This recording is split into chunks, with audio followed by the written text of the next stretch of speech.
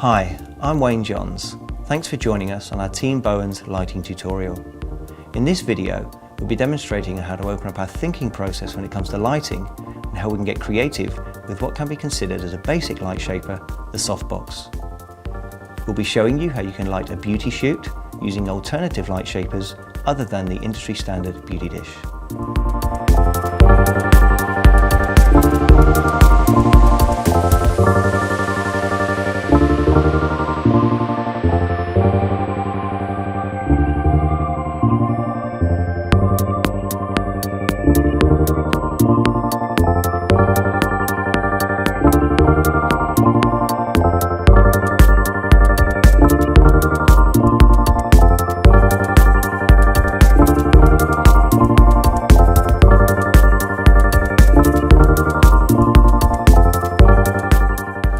In this setup, I'll be using a Bowens Gemini 500R head with a 60 cm by 80 cm Lumiere softbox.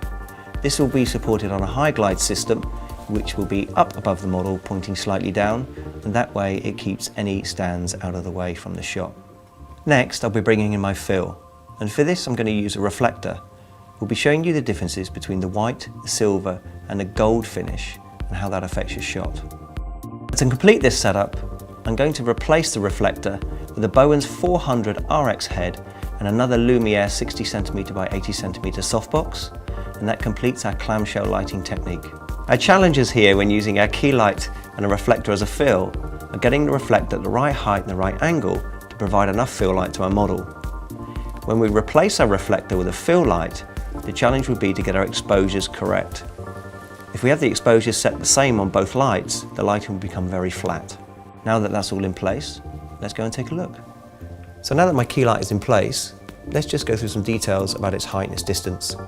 So I'm still using a Bowens Gemini 500R head with the Lumiere 60 cm by 80 cm softbox. Now in terms of its height, I've got the bottom edge of my softbox just in line with the model's eyes, maybe a fraction just above. The reason for that, at that height, it's still going to give my model a lovely little catch light in her eyes. The angle of my softbox is around 45 degrees, and the reason for that is I don't want the main part of my softbox light in my model's face because it's too bright, so I'm having the softer edge of light fall on her face and a softer feather of light down across the body. In terms of distance to my model, it's just past the length of my model's arms if you were to outstretch them. Now you've got to remember, my softbox is also giving me my fill light for my background, and this can change depending on the distance you have between the two.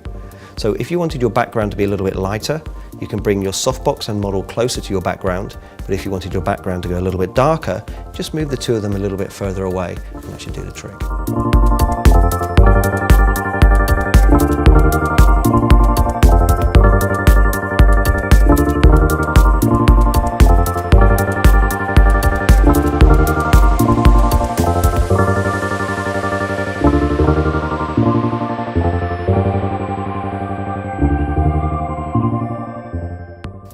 So here we are, we've now got our key light in place, and you can see because of the angle it gives us a lovely soft light, and it's giving us a lovely light fall off, but falling into shadow quite quickly on the bottom, so a very short light fall off. So I've just put my fill reflector in place, and what this is going to do for our shot is going to take any residual light from my key light from my softbox, which is angled downwards, and it's going to hit the surface of our reflector and bounce that back into the model. So it's going to help lift all these dark shadow areas on the bottom of the frame. Because of its angle, it's also going to help lift some of the shadow areas just under the chin and around the neck area so they don't look too harsh. The important thing to remember here is the height of your reflector. Now because in camera I'm cropping down almost to the model's waist and she's in a seated position, I've been able to rest my reflector on her lap just to help out a little bit. Now if I was cropping into my model for more of a head and shoulders shot, it means I could lift my reflector a little bit higher, even it out a little bit and make it level, and give a softer fill of light to give me a gradual tonal range around the face. Now these reflectors for this demonstration come in three colours. That's a gold, a silver and a white. So now that we've got it in place, let's get some shots going and see how each one can affect your overall shot.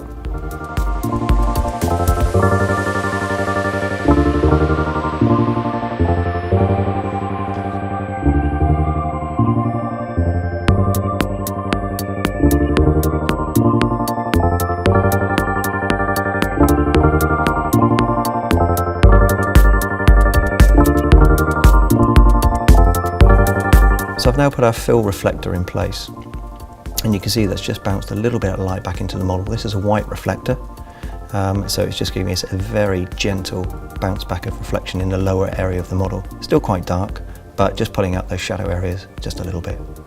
So just changed my white reflector to a silver reflector, just so you can see the difference, and you can see already this is punching a little bit more highlight back into the lower end of the scene, and it's lifting the shadow areas quite a lot more. So a lot more of a crisper light as well.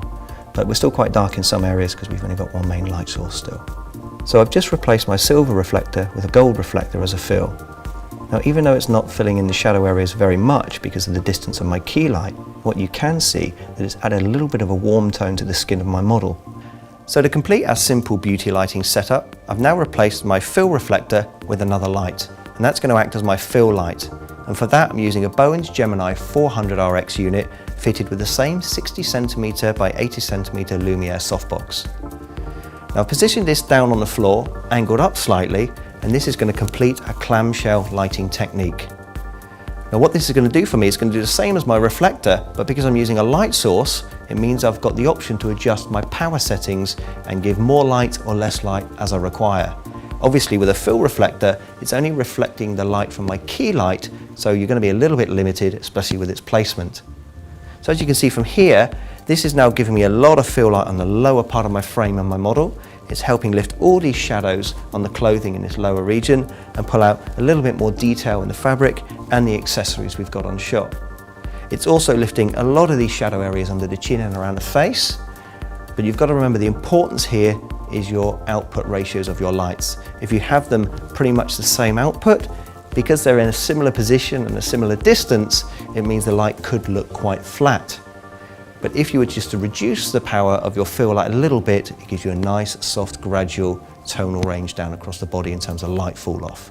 Just be careful not to use too much power on your fill light because it can make your shot look a little bit unsightly. Now that we've got both of those in place and we can see a little bit of its effect, let's take some shots and see how it looks.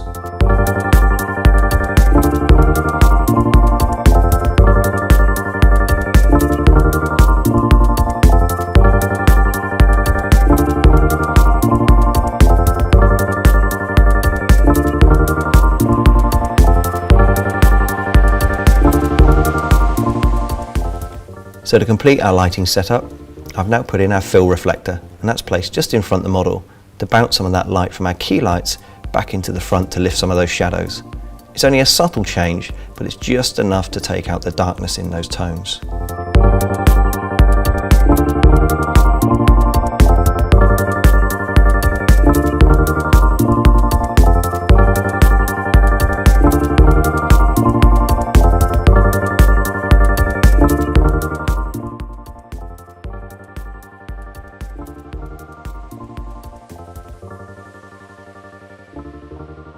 So that's our tutorial for today.